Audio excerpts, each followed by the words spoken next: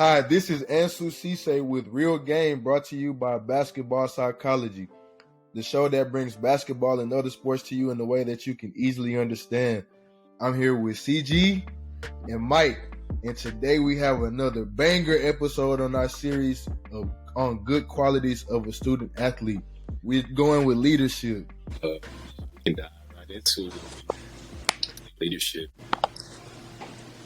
First, let's talk about what a leader is and what it means to be a leader.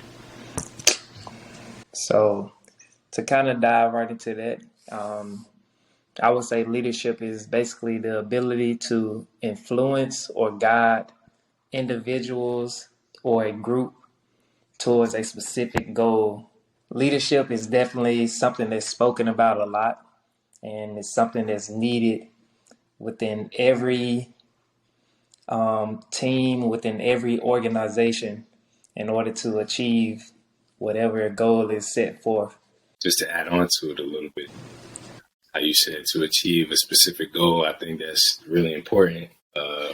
Something to go along with it is that leaders do the things that are necessary in order to achieve those things.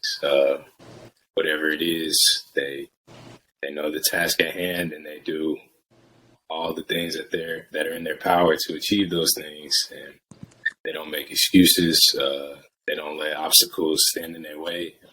If an obstacle comes up, they figure out a way to get around it so they can keep the train rolling, basically. So you guys talked about what exactly leadership is. We talked about y'all talked about what exactly leadership is. So my question I pose for you guys is, how exactly do you show leadership? What are ways that you can show leadership? That first of all, there's many different ways to actually lead, and there's different types of leaders. You got certain leaders who basically lead by examples, and then you have vocal leaders. And we can dive really deep into a lot of different leadership styles, but I'll just stick with those two for right now, just because they're very familiar.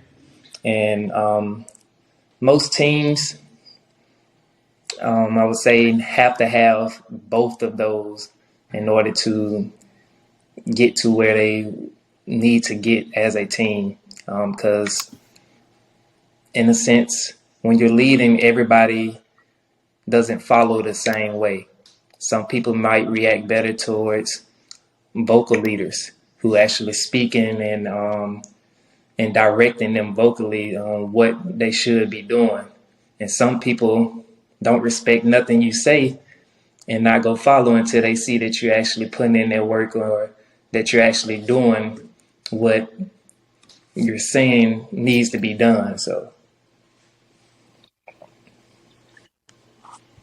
I couldn't agree anymore.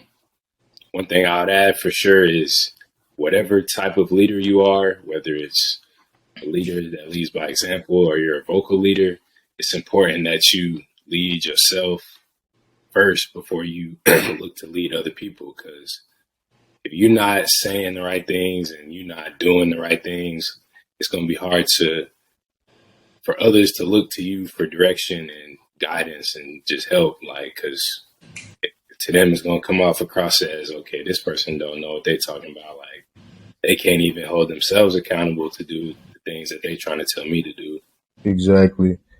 And I think you can even further that statement and basically, well, if we're talking in a basketball sense, you have to be a leader on and off the court, but that could go for any sport. Like you have to be able to lead while you're playing, but also be that leader in the community or in the classroom that someone can look to and they're like, okay, this guy is serious about his business. it's a I lifestyle. think that's why it's so important for student athletes to be leaders, like, because in reality, they are the leaders of their school and their community. They're a select few group of people that are chosen to represent the school and represent the community wherever they go. Like you said, not just on their playing field, but in the grocery store, at the gas station, like everywhere you go, you're a representation of the school. So you have to represent them in a good light and represent yourself in a good light as well. Most definitely. And one thing I want to kind of add on to this is leadership, and great leadership reflects winning. And another thing that I kind of want to add on to that is player-led teams reflect winning more than just having a coach that's a great leader. At the end of the day, no matter what sport you're playing, the coach can't go out there and play. So if you don't have a player-led team, then and the culture is not good within that team, you're setting up for failure. At the end of the day, the people who have the biggest influence on winning is the people that's in the locker room with you, the people that's on the practice field with you, and the people that you're going back to the dorms with. Those are the people who influence winning the most or influence losing the most. So having a player-led team where everybody is responsible is, I feel, is the biggest thing that one leader can try to incorporate with a team first. I feel like you couldn't have said that any better. Facts, man. I mean, if y'all can't see it, this is definitely one of my favorite subjects, man. I mean, I'm still in school, and it's something that we talk about week in and week out. So I have a few qualities of leadership qualities that I just want to share with you guys. Good leaders communicate. They know when to be empathetic. Good leaders are confident. They show integrity day in and day out. Good leaders take accountability. They are goal oriented. They show humility. Good leaders can be creative. Most of them are passionate about what they're doing. They have courage, because it takes courage to be a leader and to put yourself in front of people, because you can't be afraid to mess up. Good leaders are honest. They are decisive.